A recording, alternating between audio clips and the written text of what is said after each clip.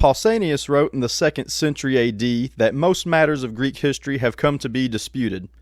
The history of ancient Greece is a multi-layered, complicated subject, so in this series it is my goal to be as brief as possible while still providing all the information needed to understand the time period.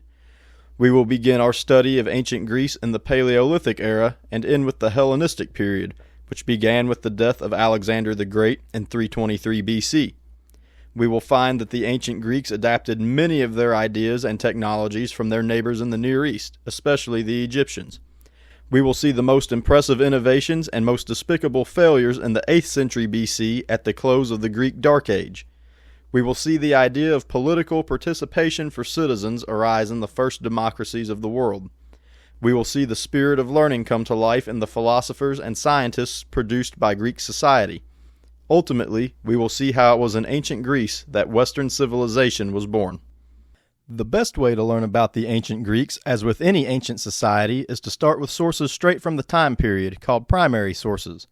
Afterwards, it is good to gain insight from the scholars of our own day through what we call secondary sources. Most primary sources from ancient Greece are lost to us, but those which survived, like Homer's Iliad and Odyssey, provide extremely significant insight into Greek values during the Archaic Age. The poetry and prose of the early philosophers provide insight into ethnography, geography, and myth.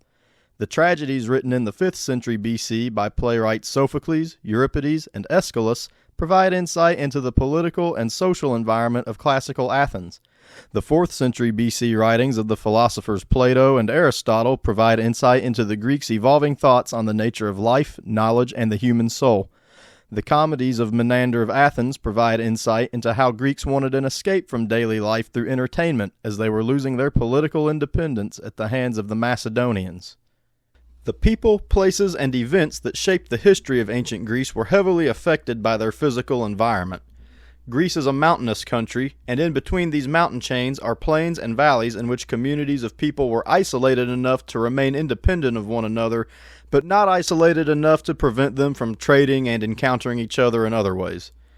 Once the Greeks learned how to farm, they grew mostly barley, root vegetables, grapes, and olives. The jagged Greek coastline meant that many settlements were located close to the sea, which in turn meant good business and job security for fishermen and maritime traders. Despite living so close to the sea, the average Greek rarely, if ever, left his hometown. Greece naturally has a Mediterranean climate, meaning that the winters are damp with heavy rain and the summers are scorching hot. Aristotle believed that the Greeks' climate directly influenced them politically. He said, "But the Greek race participates in both characters, just as it occupies the middle position geographically, for it is both spirited and intelligent. Hence it continues to be free and to have very good political institutions, and to be capable of ruling all mankind if it attains constitutional unity." The prehistoric background of Greece belongs in the Stone Age, aptly named for when humans were making tools out of stone. The Stone Age is divided into two periods, the Paleolithic era and the Neolithic era.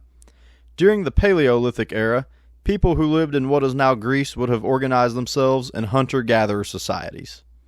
At the opening of the Neolithic Age, daily life in ancient Greece was transformed by the advent of agriculture. As populations grew within the hunter-gatherer communities, a larger supply of food was needed, and through trial and error, these people discovered that farming was a much easier method of sustaining themselves than constant foraging. Due to women being the gatherers in these societies, they probably contributed more to the development of horticulture, and men being the hunters probably contributed more to animal domestication. Regardless of how the division of labor played out, the innovations made by these ancient people provide the foundation for farming to this very day. The changes that took place during this era led to a major development. As more food was produced, the human population grew.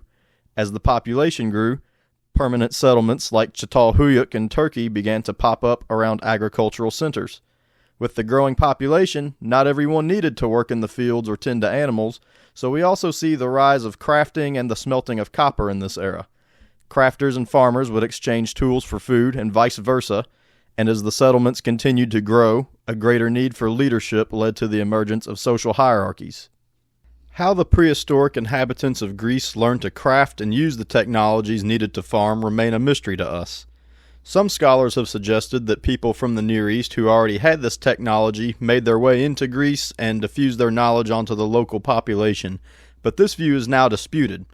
Radiocarbon dating on copper tools found in Europe have suggested that European metallurgy developed independently of Near Eastern metallurgy. Regardless of how the people in the Balkan Peninsula discovered this technology, the social changes which it brought about would leave a lasting impact on all subsequent human history.